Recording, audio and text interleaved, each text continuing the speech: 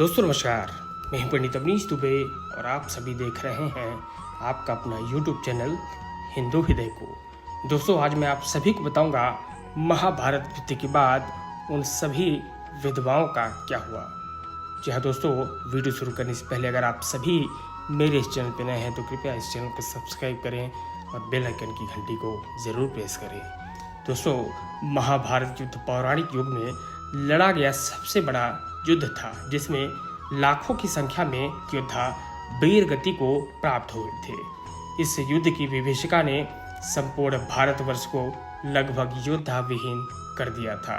कुरुक्षेत्र में भाग लेने वाले सभी योद्धा पुरुष थे, लेकिन दर्शकों क्या आप जानते हैं कि युद्ध के बाद वीर गति को प्राप्त हुए सैनिकों की पत्नियों का क्या हुआ? तो आइए हम जानते हैं क्या हुआ था महाभारत युद्ध के बाद उन सभी विधवाओं का। दोस्तों इस कथा का वर्णन महाभारत ग्रंथ के आश्रमवासी पर्व के 33वें अध्याय में पढ़ने को मिलता है। कथा के अनुसार महाभारत युद्ध के पश्चात पांडु पुत्र युधिष्ठिर का हस्तिनापुर के नरेश के रूप में राज्याभिषेक हुआ। उसके पश्चात पांचों पांडव राजकाज के साथ अपने ज्येष्ठ पिता धृतराष्ट्र, बड़ी मां गांधारी और माता कुंती की दिन रात सेवा में लगे रहते थे। पांडवों की सेवा से धृतराष्ट्र और गांधारी धीरे धीरे अपने पुत्रों के शोक से बाहर आ गए। इसी तरह 15 वर्ष का समय बीत गया। तब एक दिन धृतराष्ट्र ने युधिष्ठिर से कहा कि युधिष्ठिर, अब हम अपना बचा हुआ जीवन वन में बिताना चाहते हैं, इसलिए हमें जाने की आज्ञा दो। अपने ज्येष्ठ पिता की बातों को सुनकर युधिष्ठिर दुखी हो गए, परंतु विदुर के समझाने पर उन्होंने धृतराष्ट्र सहित गांधारी, माता कुंती और विदुर को वन जाने की आज्ञा दे दी। उसके अगले दिन धृतराष्ट्र, गांधारी, कुंती और विदुर संजय सहित सन्यासी का रूप धारण कर वन को प्रस्थान कर गए। उसके पश्चात पांचों पांडव अब हर समय अपने प्रजा की सेवा में लगे रहते थे। पांडवों की सेवा से हस्तिनापुर की प्रजा तो खुशहाल थी, लेकिन अपने युद्ध में हुए विधवा हुए स्त्रियों के शोक में अक्सर रोया करती थी, पर इसका आभास अपने राजा को नहीं होने देती थी। कुछ समय पश्चात एक दिन पांडवों में सबसे छोटे सहदेव को माता कुंती से मिलने की इच्छा हुई। सहदेव ने अपनी इच्छा शेष चारों पांडवों से जाकर कहा।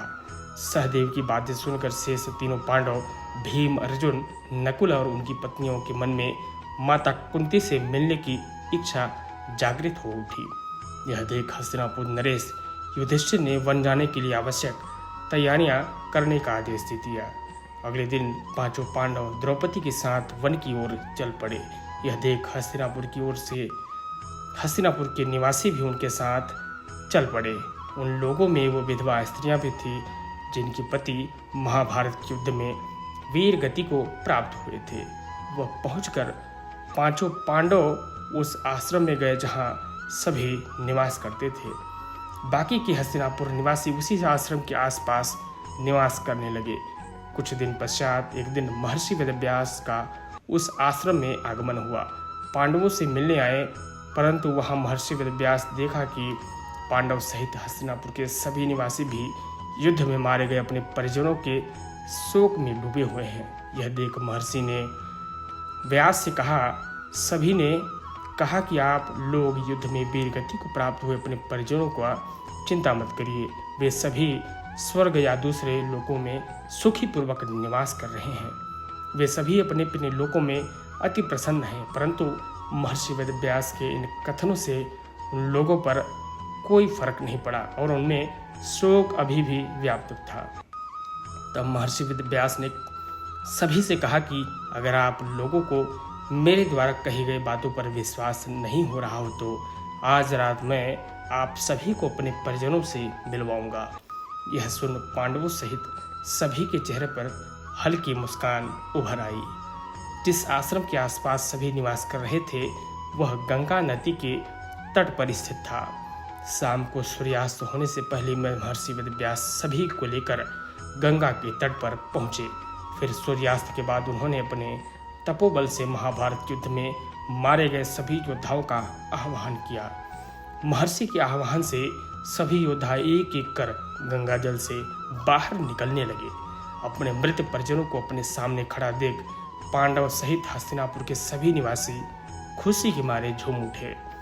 फिर सभी ने अपने परिजनों के साथ बात की, तब जाकर उन्हें विश्वास हुआ कि उनके बंधु बांधव मृत्युलोक के सभी कष्टों से मुक्ति पाकर अपने अपने लोकों में प्रसन्नतापूर्वक निवास कर रहे हैं। तत्पश्चात सभी के मन में जो अपने परिजनों के लिए शोक व्याप्त था वह अब समाप्त हो चुका था। दोस्तों, कुछ समय बाद युद्ध में मारे गए सभी योद्धा एक एक कर गंगा जल में डुबकी लगाकर अदृश्य होने लगे। यह देख महर्षि वेदव्यास ने विधवा स्त्रियों से कहा कि जो स्त्रियां अपने पति के साथ उनके लोक जाना चाहती हैं वह गंगा में पवित्र जल में अपना जीवन त्याग कर जा सकती हैं। महर्षि की इतना कहने ही सभी विधवा स्त्री गंगा में डुबकी लगाकर अपने जीवन का त्याग करते गई। सभी स्त्रियां अपने अपने पति के लोक तक पहुंच गईं। दोस्तों, इस वीडियो में इतना ही। अगर ये वीडियो आप सभी को पसंद आया हो तो इस वीडियो को एक लाइक ज़रूर कर दें और इस वीडियो को अधिक से अधिक शेयर करें और एक प्यारा सा कमेंट ज़रूर करके जाएं। बहुत बहुत धन्यवाद।